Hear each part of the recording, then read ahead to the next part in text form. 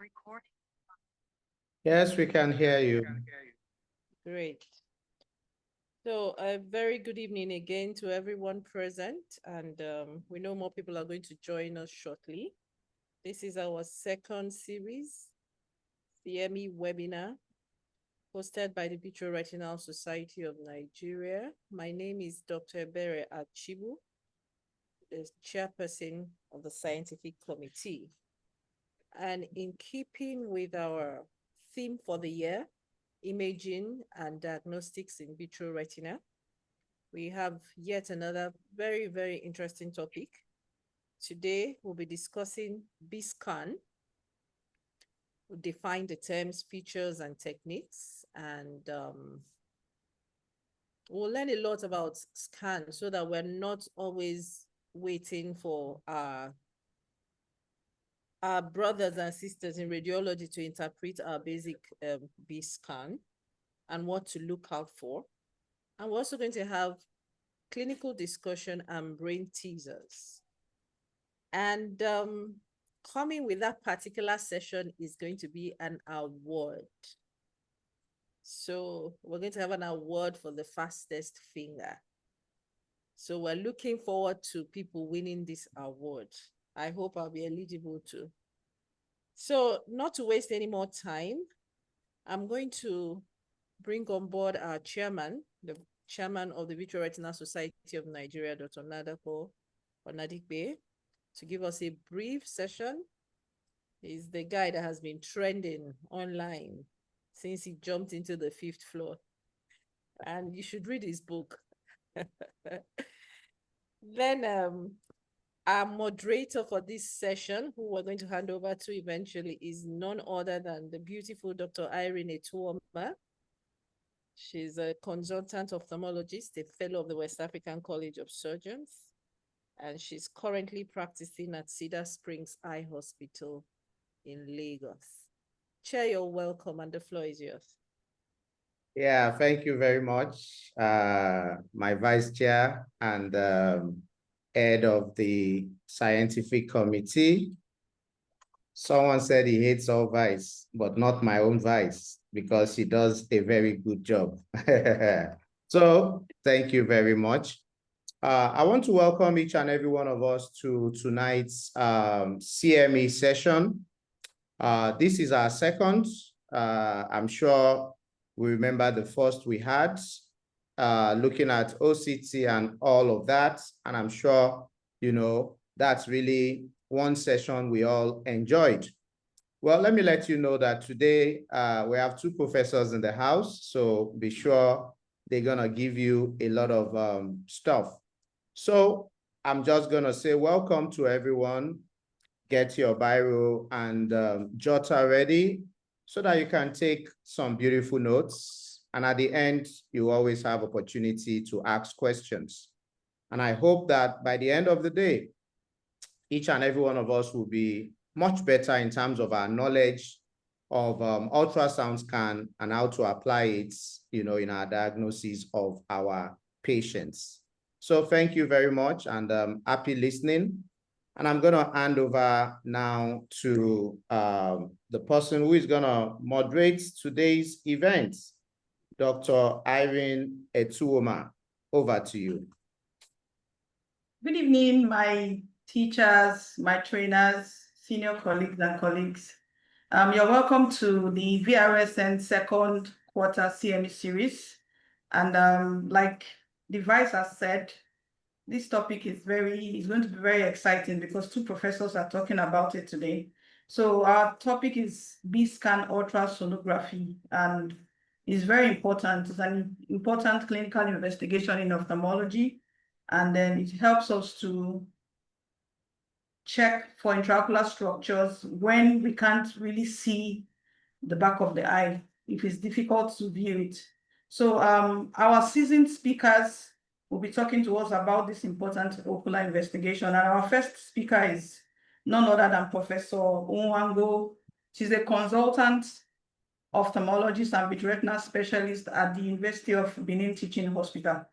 Ma, you have the floor so that we can learn so much from you today. Thank you, ma'am. Thank you very much. I want to first of all thank the organizers, my chair and the Vitreoretinal Society, for the opportunity to give this. I would like to share my screen. I hope I'm able to share. All right. First of all, okay, sorry. Thank you so much. And I want to also acknowledge my very senior colleague to Professor Oluleye. You can see her here there. So thank you, Chair, and the ESCO for the opportunity. So I'm going to talk about brief about the ultrasounds, definition of terms, features, and techniques. And I'm Odarosa. So we are usually just an introduction. Ultrasound, we know it's an acoustic wave which consists of oscillation of particles within the medium. And the normal audible range for humans is between 20 Hz to 20,000 Hz. Ultrasound waves have frequencies that are greater than 20 kilohertz. So what we can hear as humans, 20 to 20,000, while ultrasound is above that. That's why it's ultra, you know. So basically for ultrasounds, the higher the frequency of the ultrasound, the shorter the wavelength, and that means the distance from the peak of one wave to the peak of the next wave. So that's basically like the physics behind it. So for high frequencies will give rise to high resolutions and less penetration of tissue, while longer wavelengths will give rise to a deeper penetration, and that will result in less resolution. Well, ultrasound was first used in ophthalmology in 1956. We all know ultrasounds a lot, and especially in the ONG, it's used especially for pregnancy, right? When they want to assess. So basically, the abdominal ultrasound range is between 1 to 5 megahertz. And so because of this, it has a deeper penetration. While for ophthalmic ultrasounds, the range is between 8 to 10 megahertz. So these very high frequencies produce shorter wavelengths, like what we've just talked about. And with the shorter wavelength, it allows a very good resolution of minute ocular and orbital structures. So for ophthalmic B-scan probes, the very high resolution ones is like I said, between 8 to 10. Then for the ultrasound biomicroscopy, that is even a lot higher, between 20 to 100 megahertz, and that can penetrate only between 5 to 10 millimeters of the eye. So it's used basically for the anterior segment. Basically, in ultrasounds, the velocity of the ultrasound is completely dependent on the medium through which it's passing through. So there are various medium will give different velocity from water to the aphakic eye, and to the aphakic eye, you have to add the correction. So basically, ultrasound waves are like sound waves, so they can be reflected, they can be refracted, and they can be absorbed. So when they are reflected, that is called echoes. So the reflected sound waves is what's echoes. And these are produced by the acoustic interfaces created at the junction of two media. Okay. The junction of two media that have different acoustic impedances or the tissue densities. So this is like the probe, right? And so how much gets reflected back has a lot to do with the tissue density. So the greater the difference in the tissue density of the two media that produce the interface, the stronger will be the reflection back of the ultrasound waves. So we can see here, this tissue looks more dense than this. So the echo, which is the reflection, is much stronger in B than in A. So a lot of factors can affect these echoes that return. So for the eye, the anterior lens surface will produce a stronger echo when bordered by aqueous media than when bordered by blood. Remember, because like I said earlier, it's because of the difference, isn't it? The echoes is by the difference in the tissue density between both surfaces. So when an echo from the lens, if you have blood in the anterior chamber or aqueous, is going to be a lot different. So you can see the returning spike here for if it's aqueous, and that for the blood, it's different because the density is closer here, while here there's a bigger difference between the lens and the aqueous at the interface level. So the other things that can affect it is the absorption of the sound wave, the scattering, and then the refraction. So for absorption, the ultrasound energy is generally absorbed, and this is converted into heat as it passes through the medium. Higher frequency waves get absorbed, and so they do not penetrate deep into the tissue. And higher sound velocities and greater tissue thickness will result in a greater absorption of the sound wave. So the greater the tissue thickness, the greater the absorption of the sound wave. Refraction of sound waves also occur, just like we know about like refraction of light. And this occurs when the sound beam is directed obliquely to an interface of two media with different sound velocities. When this happens, it travels from the medium with the higher sound velocity to a medium with a lower sound velocity. And this transmitted sound beam is refracted away from the perpendicular. So refraction of sound waves is very important when trying to do ultrasound of extraocular muscles, because the refraction when it gets bent, then you are able to better analyze and view the extraocular muscles better. So other factors that can affect the intensity of the returning echoes are the size, the shape, and the smoothness of the interface. So if you find here, it's different from like a flat structure and a curved structure, how smooth it is, the size, and also the angle of incidence. If the probe is directly perpendicular, you have a stronger echo. The more oblique it is, you have less echo. So this is important in your positioning during ultrasound. So basically, when the sound waves comes, it's sent from a transmitter, it gets to the target tissue, and the echoes are now sent, the echoes are received by the receiver when it's sent back. This is amplified, and that's what we see on the screen.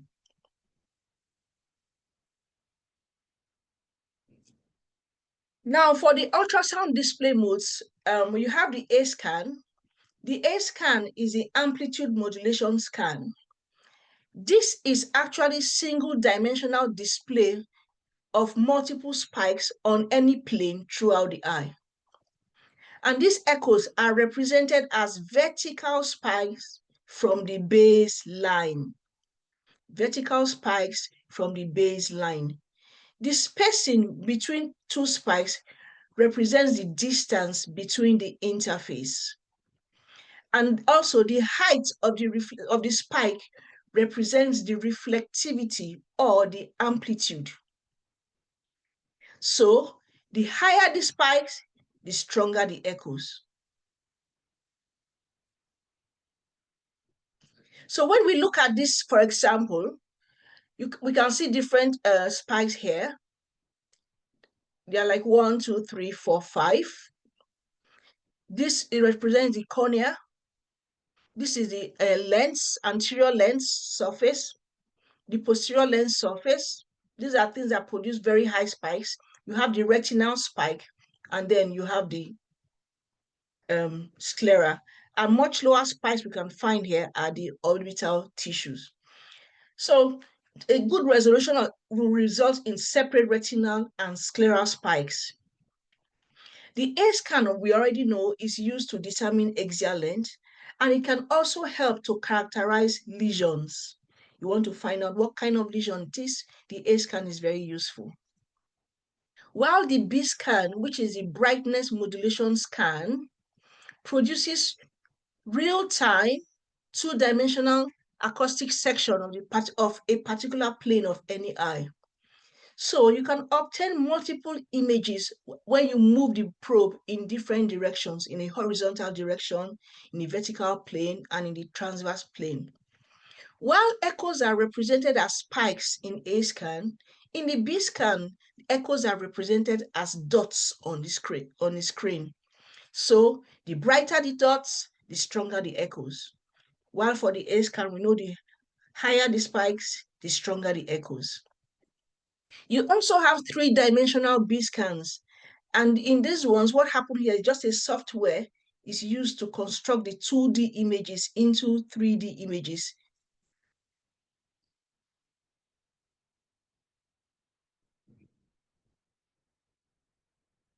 So basically for ophthalmic ultrasound, it's important to have both the A and the B scan to help you characterize any lesion you have.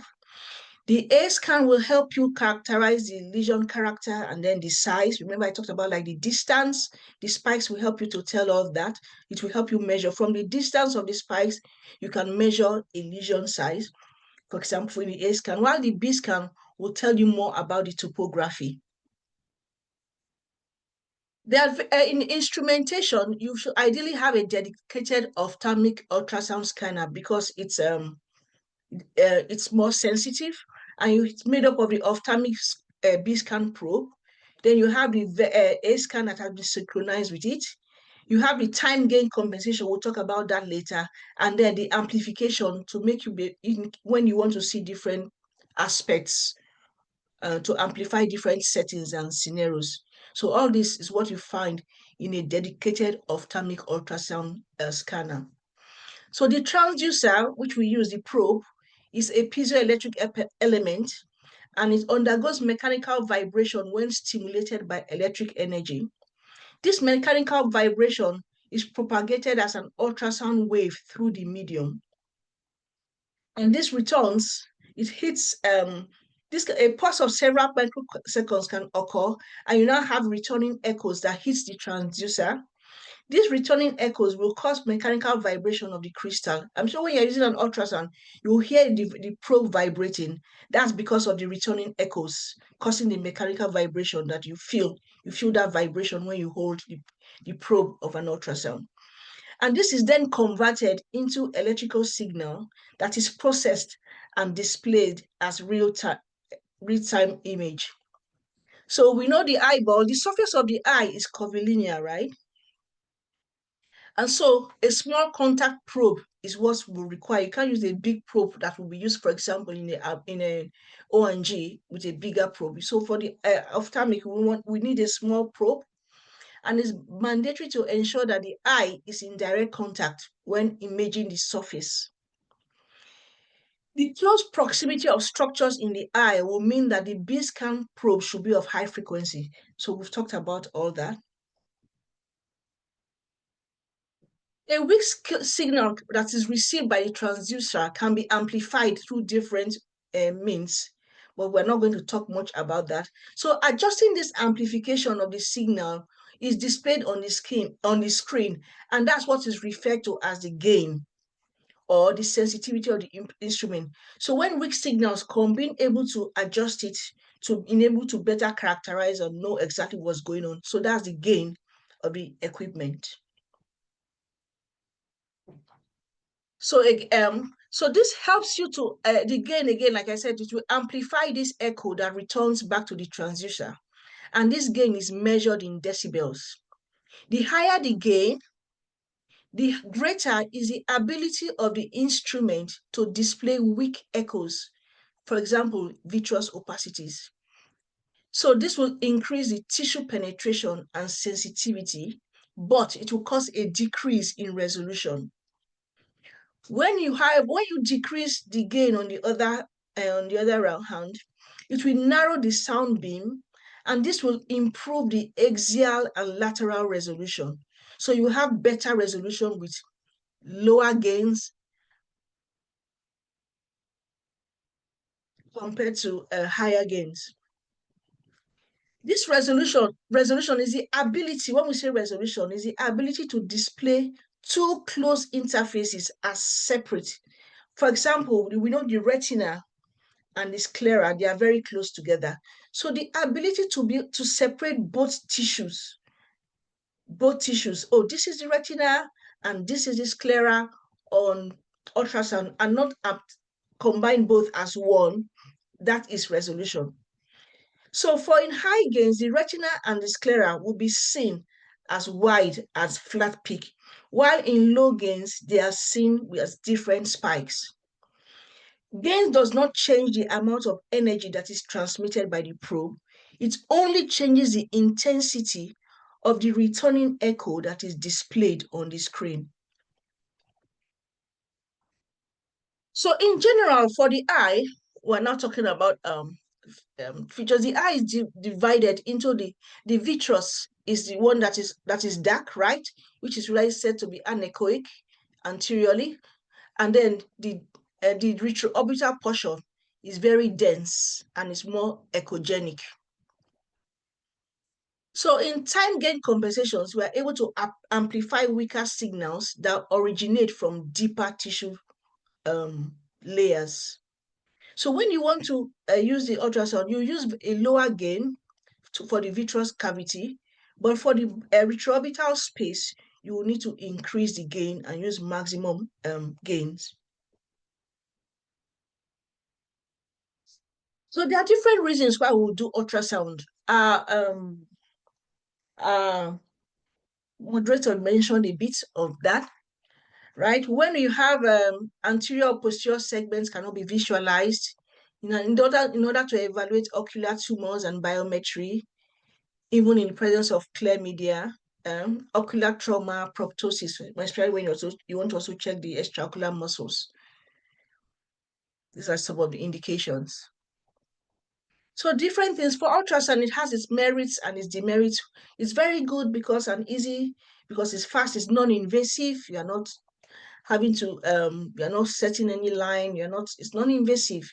You can perform it in your office setting. You don't have to send to the radiology department. You can have it there in your clinic. There's no exposure to radiation. And a very high resolution echographic will provide reliable and accurate assessment and is very useful in follow-up of lesions. However, because of the high frequency of sound waves, the penetration is limited. In ultrasound, you have two different types of image documentation modes, right?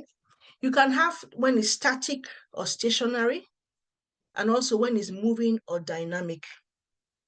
Then for the examination techniques, you have the contact method, which is used for the posterior segment and the orbit. And for the anterior segment, you have the immersion technique. For this presentation, we are going to focus more on the posterior segment of the eye. Now, for the examination techniques, we have here, you need to position the patient properly. So the patient can either sit on a chair, preferably one that reclines a bit, or can lie on a couch. And the patient's head and instruments should be such that you can view both at the same time. That helps you to know exactly, when you are doing your ultrasound on the eye, you know exactly what part of the eye you are viewing on the screen. So you set it up in a way that you can see both your probe position and your screen.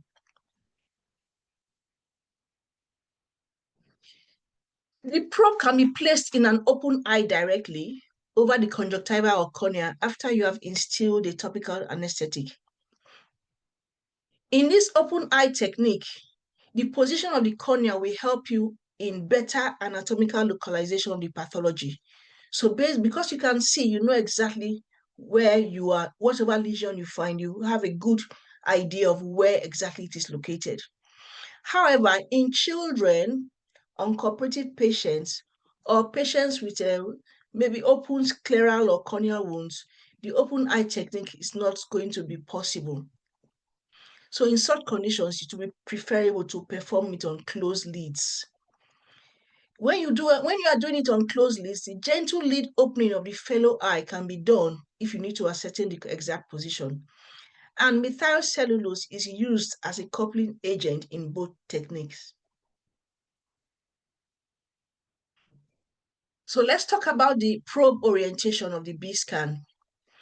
The big scan probe actually has a marker which indicates the side of the probe that is represented on the upper portion of your screen. So where the marker is tells you the upper portion of your screen. The probe orientation is determined by the direction in which the probe marker is placed. The probe face is represented by the initial line that appears on the left side of the echogram, while the right side of the echogram indicates the region of the eye opposite the probe, isn't it? This is the initial line, the cornea, for example, and the end of the ultrasound will be your posterior segment, your the retina and the optic nerve area. So the face, the left side tells you the face of the probe here, and the right side is opposite to the probe. So we can see here, for example, this just tells us this is the lens, the vitreous, the optic nerve, just like you've seen passing through here. The upper part of the echogram corresponds to the portion of the globe where the probe marker is directed.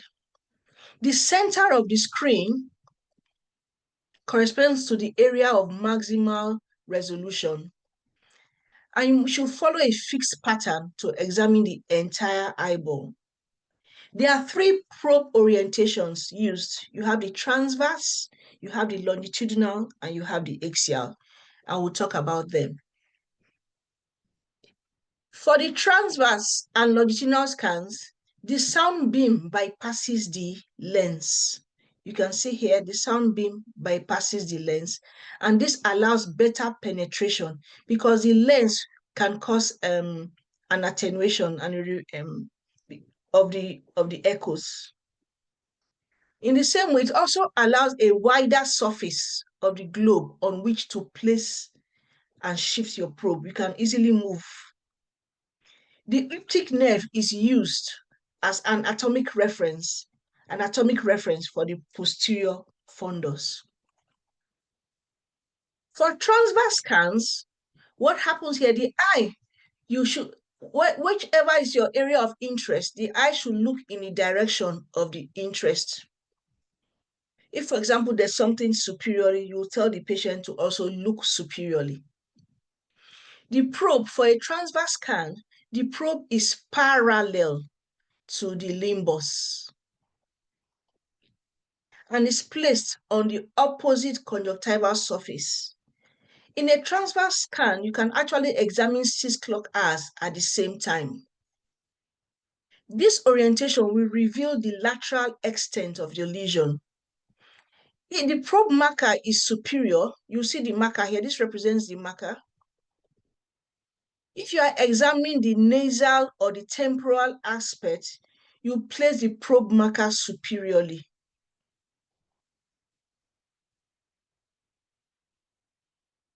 If you are examining the superior or the inferior aspect, you place the probe marker nasally.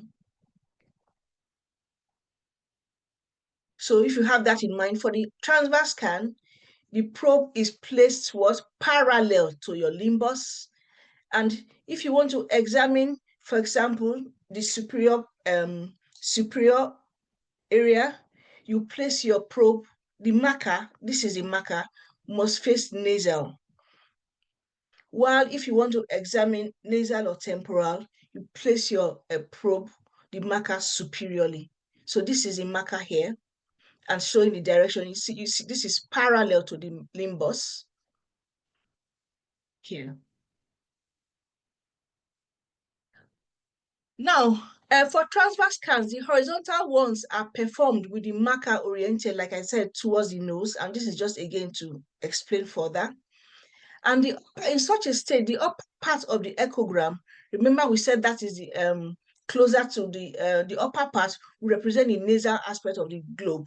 If you remember the recollection of where you find your picture.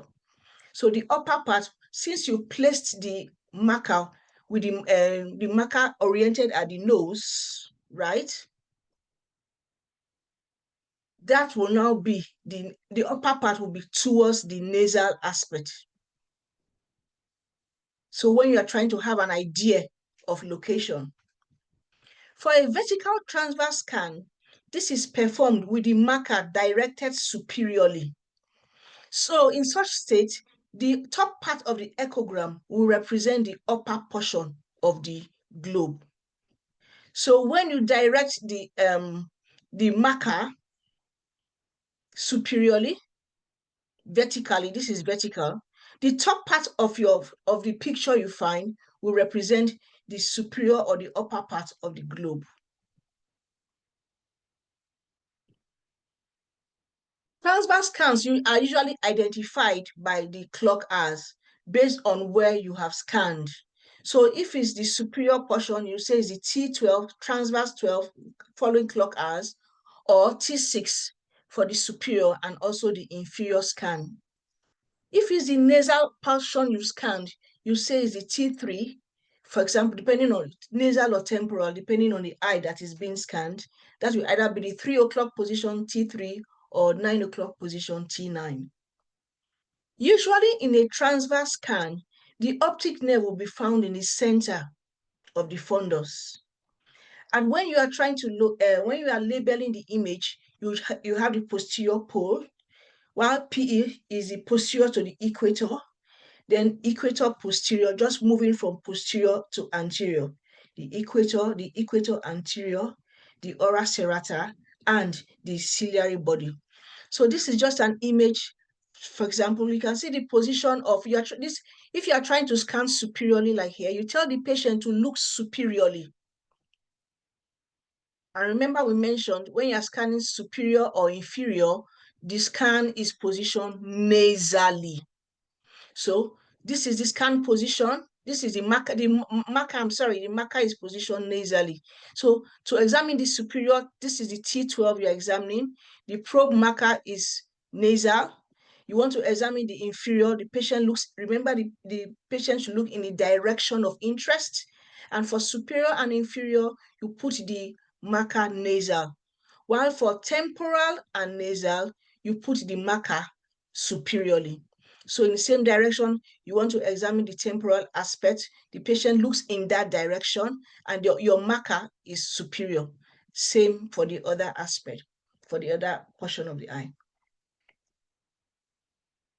Now, for longitudinal scans, again, the eye, just like in transverse scan, the eye will look in direction of the observer's interest. So where you are interested in scanning, you let the patient look in that direction.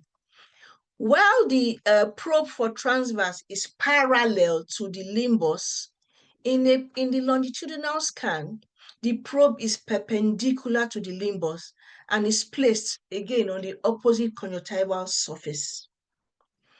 The probe is oriented radial to the cornea and the marker is toward the center of the cornea. This is the cornea and the marker is towards the center, as against the transverse scan, the marker was not at the center. So the probe marker is directed towards the limbus or towards the area of interest, regardless of the clock hour to be examined. The longitudinal scan will usually be able to scan 1 clock hour, unlike the transverse that we mentioned can do up to 6 clock hours. So for the longitudinal scan, the scan orientation is designated by the clock hour. So you can say if you are examining L3 for the 3 o'clock position, L6, 6 o'clock position, L9, 9 o'clock position, and just like that. The longitudinal scan will show the anteroposterior extent of the lesion. While remember, we talked the transverse scan will show you the lateral extent. The optic disc and the posterior part of the globe are displayed on the lower portion of the screen. Of course, it makes sense. It makes sense why that would be. Remember, if you look at the scan here, it's coming from here. The optic disc is going to be in the lower portion of your screen. The optic nerve shadow is always at the bottom on the right side, and the peripheral aspect of the globe along with the meridian is displayed on the upper aspect of the screen. That would make sense, isn't it? When we look at this, this is the superior aspect. This is more peripheral, this is more posterior. So the posterior segment will be on the lower aspect when you see your image, while the top portion of your picture, of your scan, will have the peripheral aspect. So it's very useful in demonstrating attachment of membranes on the disc and at the periphery. So you are trying to find out the extent of this membrane. So the longitudinal scan will be of great help. For axial scan, is performed with the patient fixating in primary gaze, and the probe is centered on the cornea. This is the axial scan. However, with this method, there's a lot of sound attenuation and refraction from the lens, and that can hinder the resolution of the posterior portion of the globe. For the axial scan, the marker is oriented towards the nose, and the macula lies below the optic nerve shadow.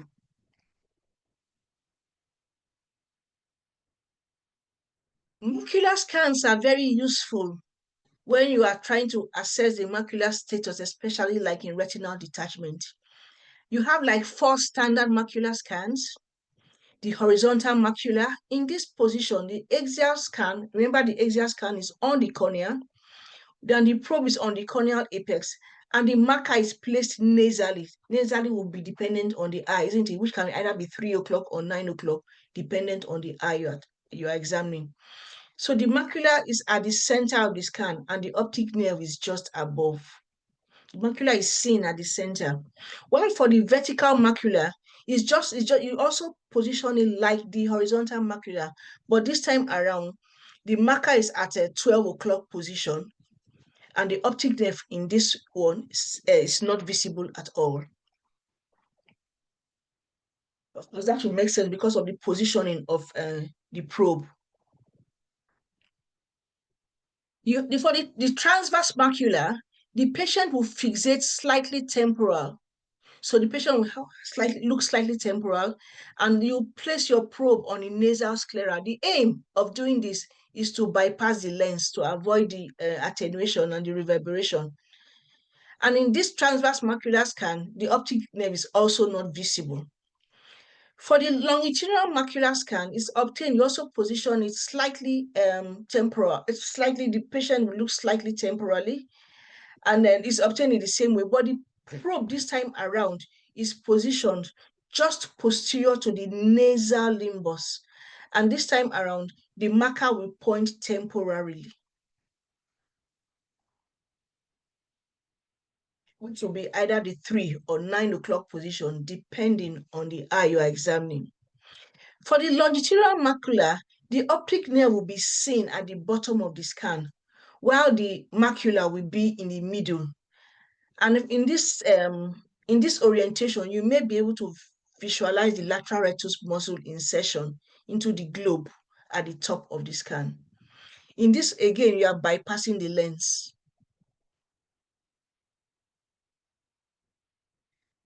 So to examine, you at high gain settings, usually if you want to examine, it's good to start at high gain. And you can first of all do your horizontal axial view. So with the patient in primary gaze, this helps you give you an idea of the impression of the posterior segment. It's like you're trying to get your orientation. So start with high gain, and you get patient is in primary position, and then you do the horizontal axial view. If you remember the axial view we talked about, so the probe is on the cornea when you are doing the axial view. So after you've done that, then you do your transverse scan. And remember, for the transverse scans, you can do up to 6 clock hours at the same time. So you can easily scan the 4 major quadrants. Once you've completed that, you start, it's good to have a sequence, right? So you can start with the superior portion of the globe. You scan that first. And like I said, the patient looks in the area of interest. You tell him to look superiorly, and you are placing your probe in the inferior limbus. And then with the marker towards the nose, if we remember our orientation right, the marker is towards the nose. You are placing your probe inferiorly because you are trying to scan the superior portion of the globe, and the patient is also looking superiorly. So patient is looking superiorly, you are trying to scan superiorly. Because you are trying to scan superiorly, you place your probe inferiorly. So from the limbus, you now shift the probe towards the fornix while scanning that superior portion. So you are scanning from the limbus and you gradually move to the fornix.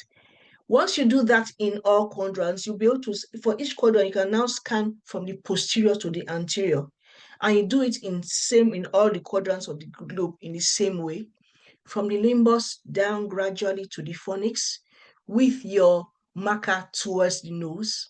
You have an idea of the 4 quadrants. You do that superiorly, inferiorly, nasally, and then temporally. Remember, for nasal and temporal, the probe marker is placed superiorly, while for superior and is placed superiorly, so you have an idea exactly where you're positioning on your scan. The eyeball is also scanned similarly with the longitudinal scan. So you do the axial first, then you do the transverse, and then you do the longitudinal. Of course, we know why. You are trying to get the lateral extent, the anterior-posterior extent of the lesions that you are trying to evaluate. So this will help you to identify pathology in the peripapillary region, including the macula and the far periphery.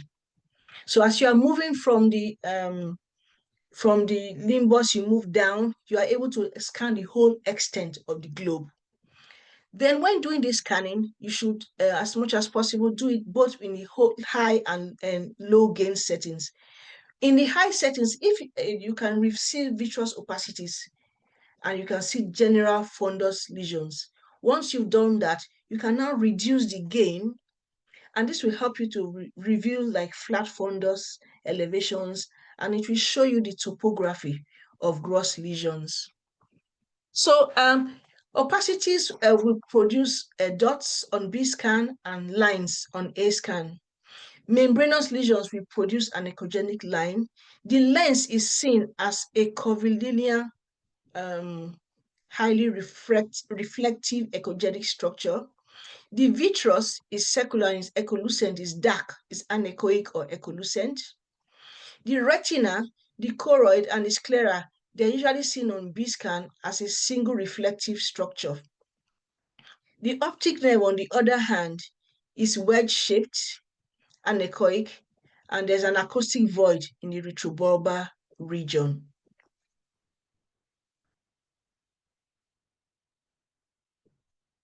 The optic disc is the anterior end of the optic nerve shadow.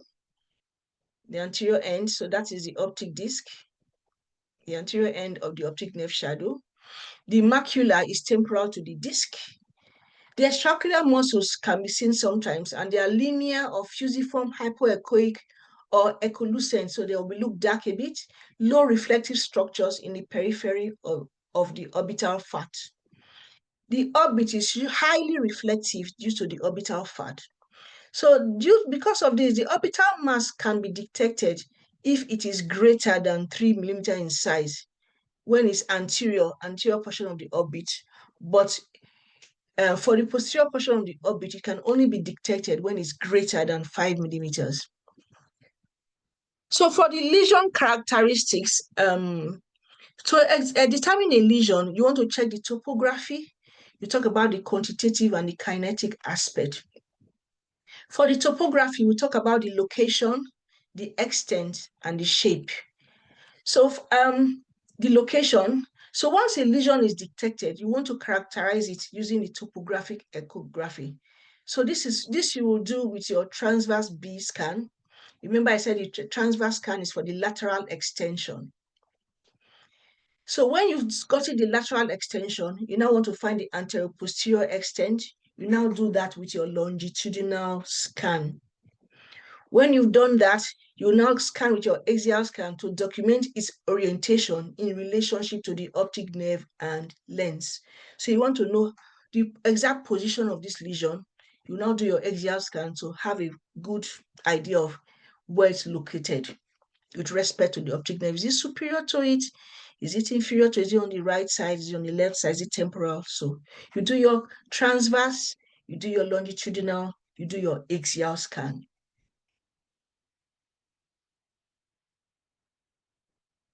Now, quantitative echography, we are now trying to analyze lesions, right? Is performed to determine the reflectivity, the internal structure, and the sound attenuation of the lesion.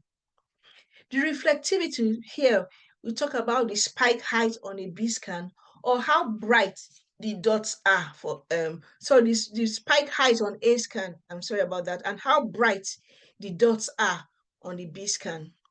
And this will occur due to the density differences at interface. If we remember refraction, we understand all that, between the different tissue structures. In general, in ultrasound, sclera is the most reflective of the structures. And to get the maximum reflectivity, the sound beam must be directed perpendicular to the lesion. So when you want to get the highest spike for the A scan, you should direct your probe. It should be which will give the sound beam perpendicular to the area, to the lesion. This helps to differentiate different intraocular lesions like membranes and intraocular structures. Now, the reflectivity is categorized based on the height of the lesion.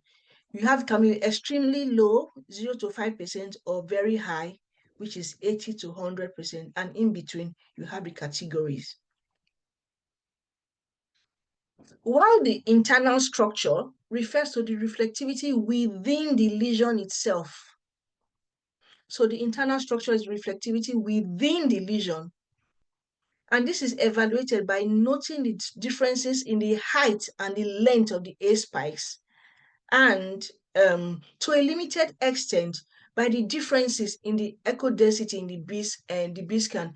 The A scans is actually much better in being able to differentiate reflectivity than the B scans. In general, religions can be categorized. You can say it is homogeneous. If it's homogeneous on B scan, homogeneous echo, in such a state, on the A scan, you are going to notice that the spikes will be about the same, they'll be regular. And that tells you that the internal structure of that lesion is relatively same, is homogeneous. Now, if you have echogenous echogenicity on the B scan, on the A scan, you are going to have varied spike intensities. The amplitude and the height of the A scan is going to vary, and that will tell you that it is heterogeneous. And that tells you that the internal structure of that lesion is irregular.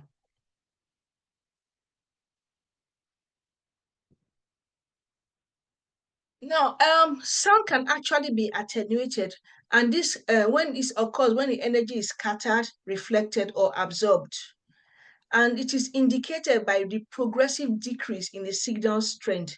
So, for the A scan, for example, when you have an attenuation, you are going to find out from the initial spike that you will find out is very high. Other spikes will begin to decrease in amplitude. So that is called attenuation, sound attenuation. Other spikes after the lesion will begin to rapidly decrease. Now, the steepness of that reduction in the amplitude in A scan is called angle kappa. There are different substances, such like bone, calcium, and a lot of foreign bodies actually will produce a very strong sound attenuation, which will result in a posterior acoustic shadowing. So on the A scan, you will find the sound attenuation. In the B scan, you will find that there will be an acoustic shadowing. So beyond that lesion, we'll see pictures later. Beyond that lesion, you will see the area is going to be dark.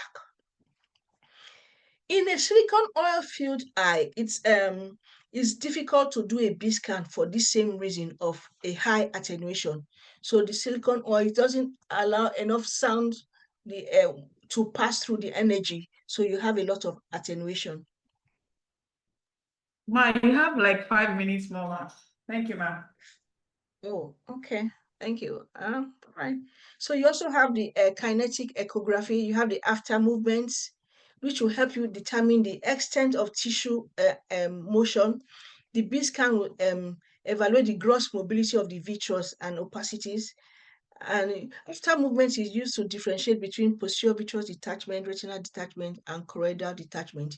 The other thing you want to talk about is the internal vascularity, and this is used to assess tumors. And to do that, the patient will actually have to maintain a steady fixation. So when you want to assess the internal vascularity, and you are doing one eye, you tell the patient with the other eye to fix on something, and your probe will remain stationary. Then you will see on a scan, you may see fluctuating spikes. That tells you a bit that there's some blood flow in that lesion. The other thing I want to talk about is the convection motion, and that is movement within a lesion. Again, you remember the internal vascularity is talking about blood flow, while for convection motion, it's talking about if there's any form of movement in a lesion. For, a muscle, for example, will not move, but when you have blood or some cholesterol debris, you may have some convection currents moving. And you can see that in when you have long-standing intraocular hemorrhage, choroidal effusion, and then Coats disease related to exudative detached retinal detachment. So I'm not too sure I'll be able to go on with this because my time is up. I think I've the ultrasonographic characteristics. So basically, I think Professor Oluleye may, with the case presentation, will be able to see more of that. So I think I'll just end there, if that's okay. Right? Yes, ma'am. Thank you so much Yeah, for you're welcome. the detailed talk on B-scan and all we need to know. I don't know if you can take this one question someone sent on the chat box. The person was asking. Okay. The person was asking that for transplant scans, Let me what's see the the chat. between? Yes. What's the difference between posterior to the equator and equator posterior? That was what the person asked. Thank you, ma'am. So basically, you are trying to get the, if you see this the way get the exact position, right, from the posterior pole. So just after the posterior pole, let me show that again. Let me see, what's the difference? Just after the posterior, you have the posterior pole. Then next to it, you have the posterior equator. Is that what you're asking? Am I? No, the person is asking the difference between posterior to the equator and equator posterior. No, one is more anterior than the other.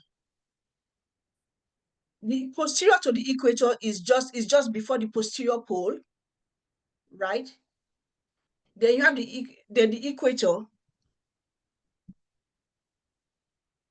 Posterior to the equator is, you have the posterior pole.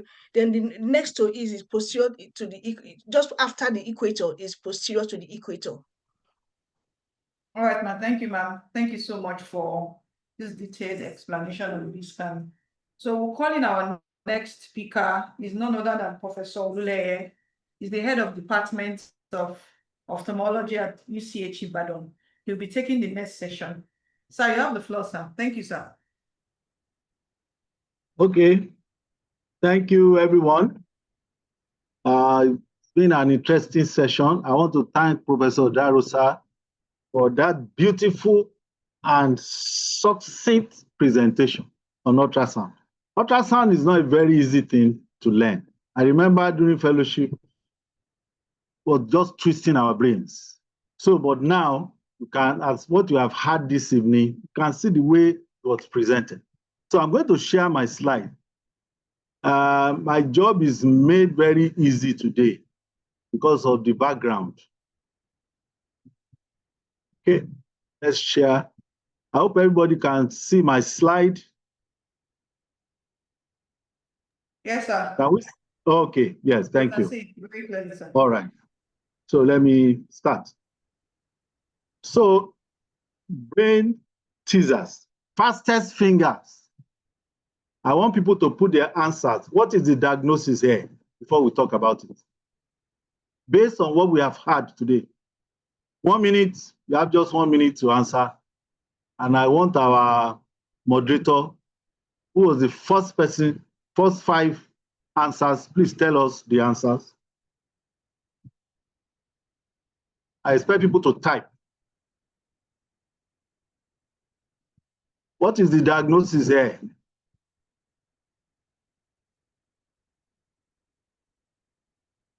Any answers yet? So we're getting answers. Mostly Yes. visual Yes, the first 5. The first 5. Read the first 5 to us. The first one was retinal detachment. The next one was Okay. posterior vitreous detachment. And Okay. most people said posterior vitreous detachment, sir. Okay. All right. So from what we have had, before you make a diagnosis of retinal detachment in ultrasonography, you must combine the A scan with the B scan. And if you see this horizontal dot line, that's your A scan line. And it's passing through this membranous opacity. And if you come down here, you see the spikes for the A scan. And if you trace this, because it's passing through the membrane, if you come down here, the spike is very, very low.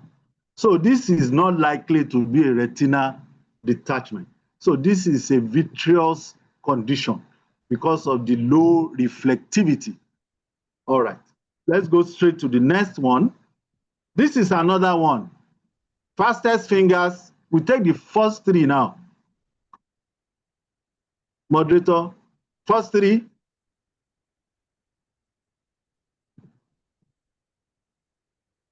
Do you have 3 now? Retinal detachment, sir. Everyone is in retinal detachment. Okay. Already. All the answers are already. I'm very sorry to burst their bubbles because this is one of the most confusing scans. You can see that V-shape. We all believe that the moment we see V-shaped opacity in the vitreous cavity, automatically it must be retina. But I'm very sorry to disappoint you this evening. This is also vitreous detachment. Look at these echoes. That is why you must always combine A scan and B scan together.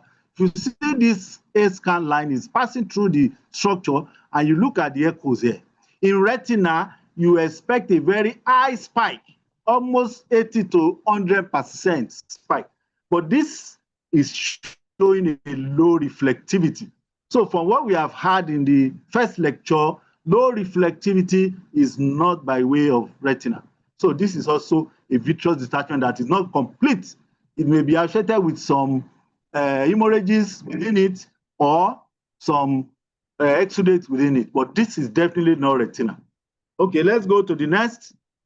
This is number 3, case 3 for 3 female myope. Fastest fingers, first 3. Moderator. Sir, retinal detachment, sir. I know everybody now will say it's retina. Yes, it is retina. As you can see the spike here, you see the A spike is consistent with this bright hyperreflective membrane. So this is a membranous. But in front of that retina, we have the vitreous, and you can see the reflectivity there. So this is a combination of both vitreous detachment and retinal detachment. Who can tell us which scan is this? Is it horizontal? Is it axial? Is it longitudinal? Anybody? First 3, fastest fingers. Moderator. Sir, mixed answer. The first one, what's the first response? The first one was axial, sir. Okay. 2, second response. Transverse. Third response. Axial, sir. Okay. Now, if you must mention axial scan, like we mentioned, it has to come from the cornea. It must pass through the lens. And if you look at this picture, there is no lens here. Okay? And you at the posterior part, you expect to see the optic nerve shadow, and we are not seeing it. So it's likely to be a transverse scan. if we are able to be convinced that this lower dark shadow here is the optic nerve, then we may say this is a longitudinal scan, because we say optic nerve will be in the lower part of the scan. But if it's axial, you must see your optic nerve shadow here, and you must see your lens here, provided the lens is there. So this is most likely, you should be able to bet your salary that is likely to be a transverse scan. Now let's move on to the next. Case 4, 56 male with this condition. Who can tell us what is happening here? Fastest fingers, 1, 2, 3 responses.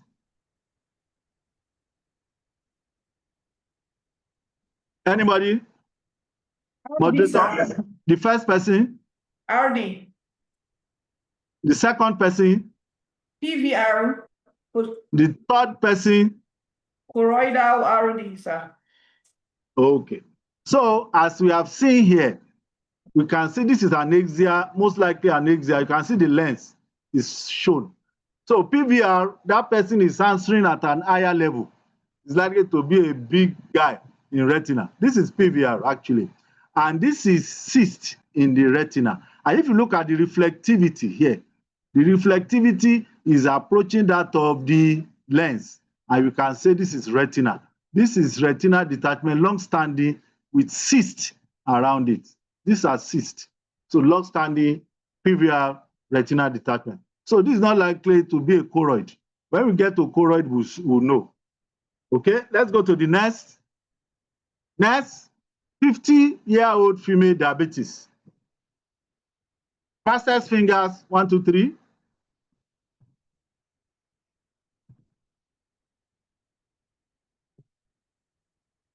Moderator. Tractional RD, sir. That, number 1. Number 2. Tractional bands. Number 3.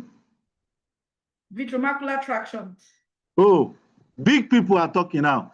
Now we can see the traction and we can see the reflectivity down here.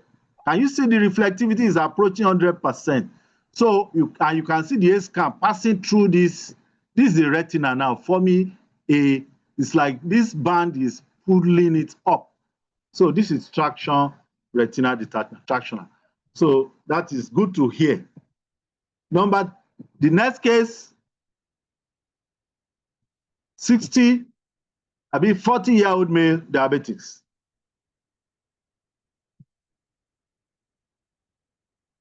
Moderator, 1, 2, 3. Tractional RD, sir.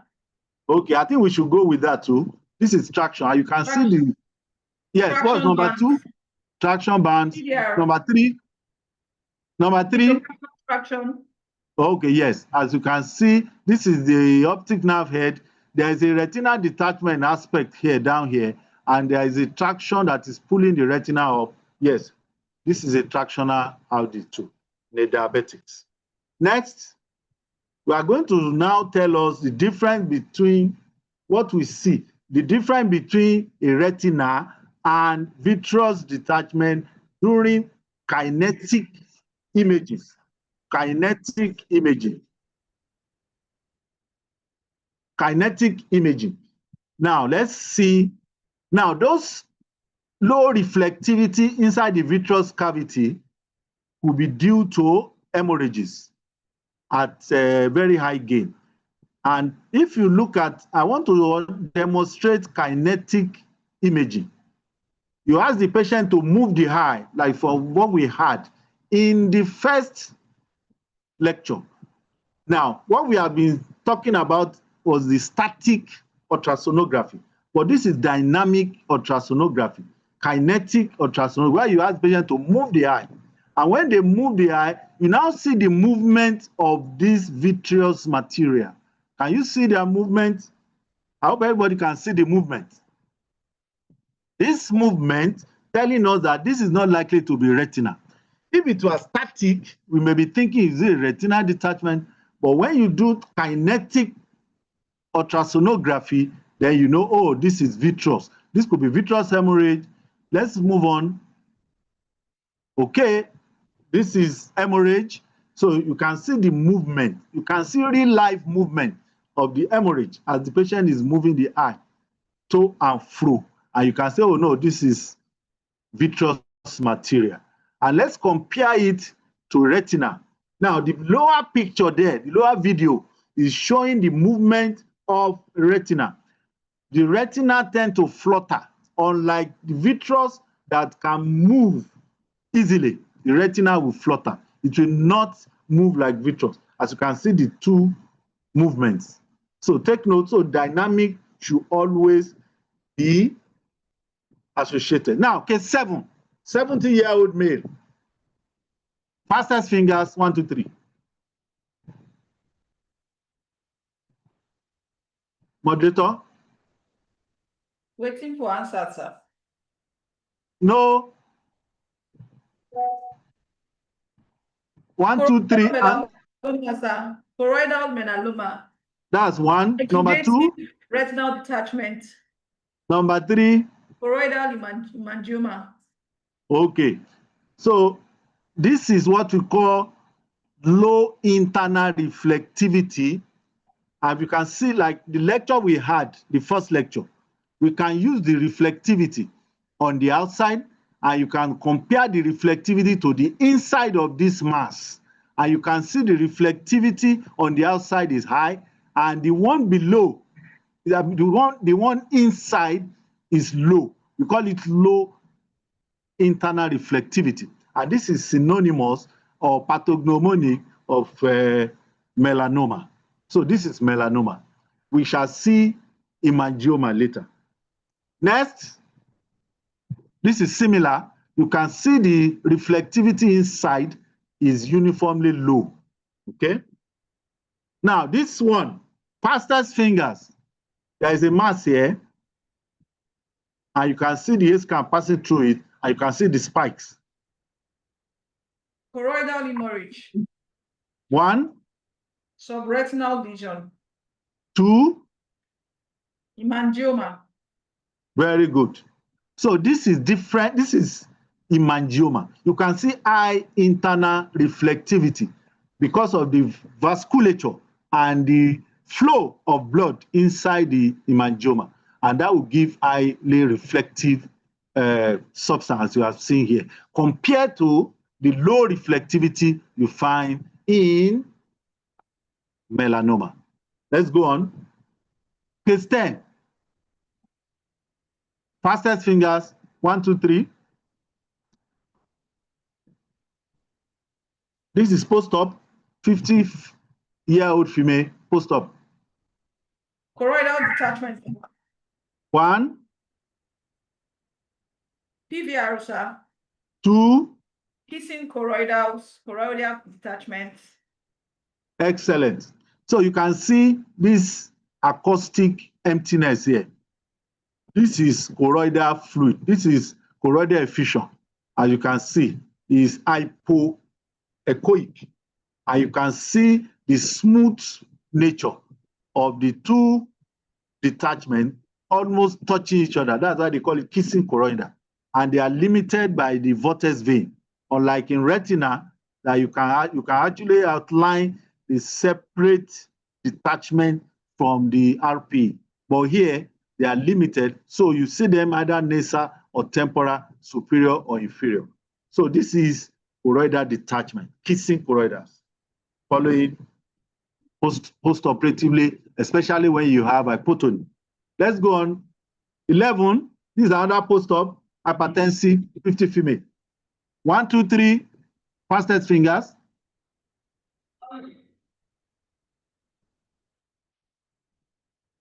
Yes. Choroidal effusion, sir. Choroidal detachment. That's choroidal 1. hemorrhage. That's 2. Choroidal hemorrhage. Yes, this is suprachoroidal. You can see it looks like effusion. It's like, it looks like kissing choroidal. But inside it, you have the hyperechoic lesions, and this is hemorrhage. So this is what happens, especially in hypertensive, sudden decompression of the eye, and they bleed. Okay, next. This is a 2-year-old Case 12. Fastest fingers, 1, 2, 3.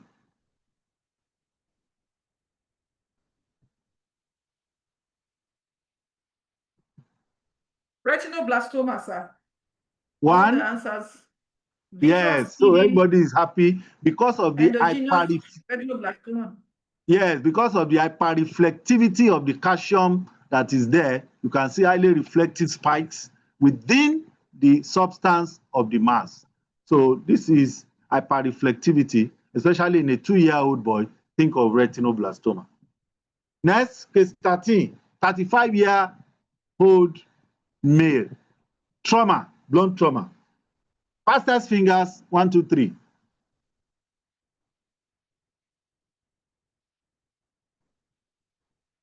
Moderator. Next up, 1. That's number 1. dislocated lens, sir. Foreign body. That's number 2. Number 3. Vitreous hemorrhage. So, Giant yeah, so retinal this, tear. yes, this is a clear lens that has dropped into the vitreous cavity. If you look at the age, 33-year-old male, blunt trauma. So dislocated clear lens into the vitreous cavity. You can see the outline of the lens, but the inside of the lens is hypoechoic. So this is dislocated lens. Good. Next, case 14, 56-year-old farmer. Fastest fingers, 1, 2, 3.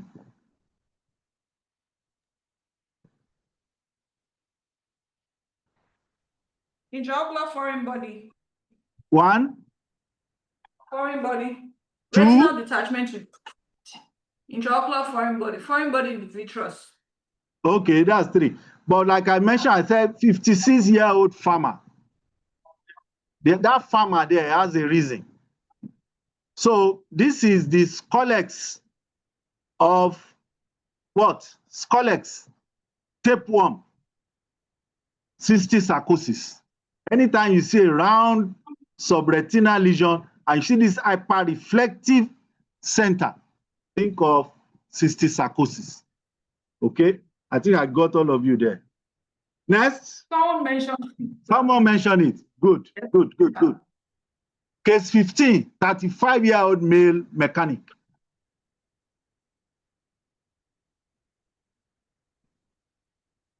Moderator. Intraocular foreign body. Metallic Yes. foreign body. Yes. So this is, you can look at, if you see the A scan, you see the highly spiked reflectivity. And you can say this is likely to be a metallic foreign body. Okay, almost approaching 100%.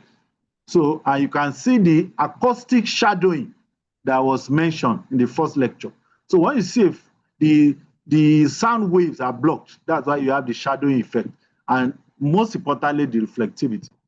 Take note, this is also similar to this foreign body lodged on the wall, and you can see highly reflective and acoustic shadowing. This is another foreign body. This is post-op. Who can guess what is this? Fastest fingers, post-op. Highly reflective material, almost going beyond 100%. IOL, sir. Yes, intraocular lens. Intraocular lens. Take note of that. You can see the vibration behind it, the so-called acoustic shadowing. Intraocular lens. Yes. Now, case 18, 20-year-old male. We are getting close to the award-winning ultrasound now. Fastest fingers. Choroidal cyst. Number 1. Optic nerve tumor. Number 2. Posterior rupture. Number 3. Staphylomas. Number 4. Posterior staphylomas. Okay, number 4. Number 5. So I'm going to bust your bubble. This is a congenital embryonic what? Who can guess? Big coloboma. Coloboma. This is a coloboma. This is a coloboma, okay? Coloboma.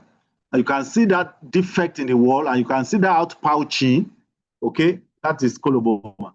Now, let's go to this 19-year-old female. Fastest fingers.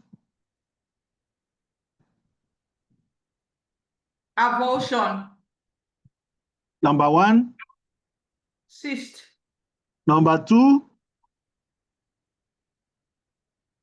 Staphylomas. Yes, this is posterior staphylomas in eye myopia, and you can see that outpouching, unlike the one we saw earlier.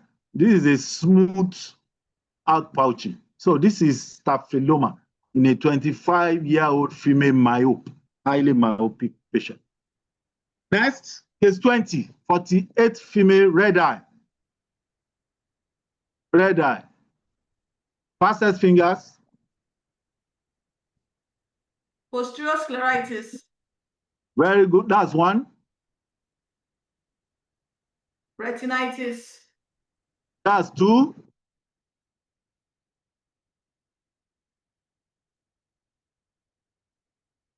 No 3. Yes, I was waiting for that. This is the so-called T sign. Okay, you see fluid here, and you can see margin with the optic nerve shadow to form the so-called characteristic T sign of posterior scleritis. Posterior scleritis. Beautiful. Let's go on. 20. This is case 21. We're almost done. 18-year-old male, visual acuity 6/6. I put the fundus photo nearby. Fastest finger. Fastest finger. Optic nerve drusen. Optic nerve drusen, sir. Okay, that's number 1. Number 2. Optic nerve drusen, sir. That's the major. Okay, major. Yes, that's optic nerve drusen. You can see the hyperreflectivity of this calcium-laden drusen. You see calcium there, highly reflective, and you can see it's almost 100% the reflectivity when you combine with A-scan. This is the beauty of combining B-scan with A-scan. Then you'll be able to interpret better. Next, we are moving now.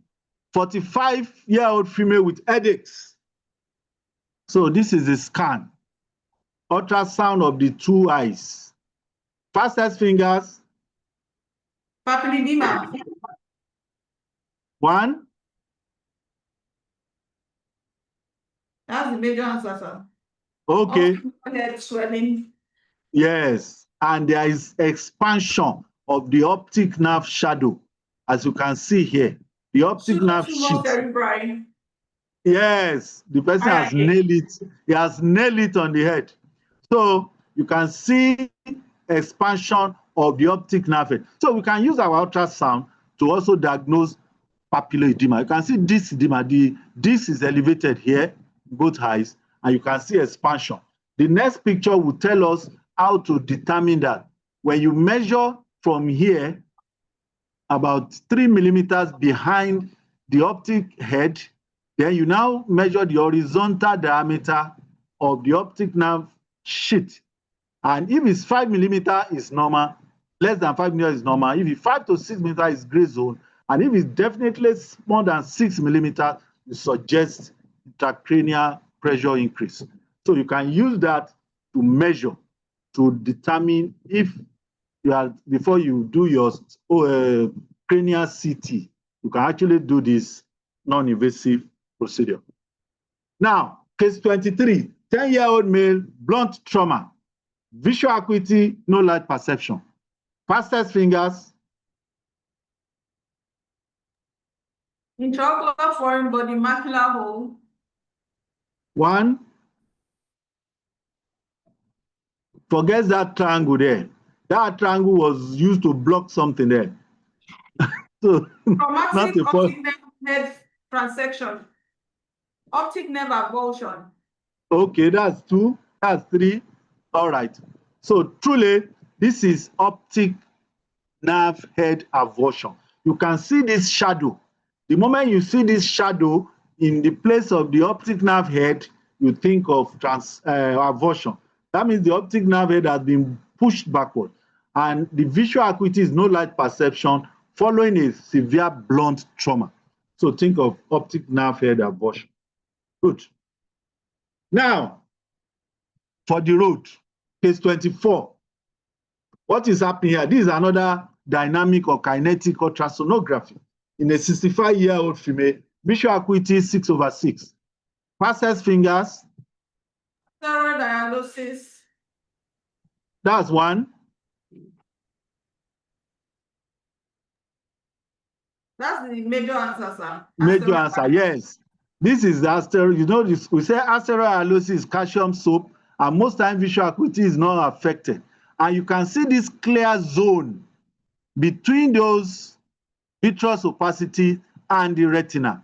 This is highly pathognomonic of asteroid hyalosis. Take note of that. See that clear vitreous between the asteroid and the retina. Take note of that. And finally, guess this.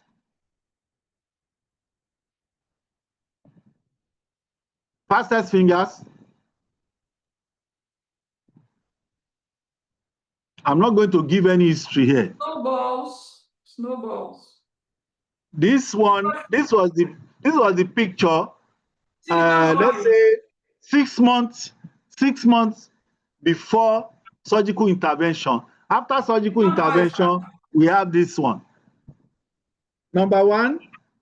Silicone oil, syncytial scintillans, emulsified silicone oil, endophthalmitis. Okay. So, yes, exactly. The first picture is silicone oil. You can see the reflective bubble here. And you can see what looked like an elongated axial length. But this last one, when the oil was removed, was not completely removed. And you notice a lot of silicone bubble. Actually, this patient had to go back to theater for fluid exchange. Okay, I think I want to thank all of you for the opportunity to participate in this Fastest Fingers. Thank you for the opportunity to share. Thank you so much, Prof, for this exciting quiz we just had. It stimulated a lot of people, and most persons, they said the correct answers to all of the questions. It meant that the session was highly educative. Thank you, Prof, sir. Thank you. Thank you to all our speakers. I hand over to the chairman. Thank you, sir. Yes, that's the professorial stuff. In fact, I'm sure that created a lot of buzz and excitement in the house. And thank you for sharing, your wealth of knowledge. We are so privileged to have you in our society. I want to apologize for some people who were not able to join. We were totally maxed out at 100. And we would see what adjustments can be made going forward so that the next session, we do know that with this, a lot of people will want to join so that the next session, more people can be accommodated. So please, I apologize on behalf of the society. Having said that, it's been a very stimulating session. I want to thank, all our speakers with Professor Oluleye, that brain teaser, even some that were sleeping, he woke them up trying to, make sure they can get an answer to one or two of the questions. So thank you very much, sir. And then also Professor Odarosa, we also really appreciate you for that very wonderful presentation that set the tone for the second lecture, and I'm very sure that the knowledge we've all gained, we'll be able to apply it. Let me also inform us that the session is recorded. So for those who came late or missed part of it, you would have an opportunity in the next couple of minutes for you to be able to have the recording. So you haven't missed anything much. And it will also be sent on all platforms so that those who couldn't join may be able to join. I think I'm going to hand it back to the head of scientific to have a vote of thanks, and then we round up. Thank you.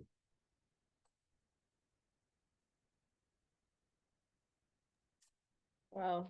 Thank you very much, Chairman, and thank you very much, everyone, for joining in, and our lecturers. It's been amazing. It was actually a brain teaser. First of all, we've learned about the techniques in ultrasound and the fact that we need to combine both the A scan and the B scan to make precise diagnosis. So we look forward to having you next time in the next quarter for our very scintillating lectures. Have a very great weekend and good night. Thank you. Thank you, everyone. Bye. Thank you, ma'am. Good night.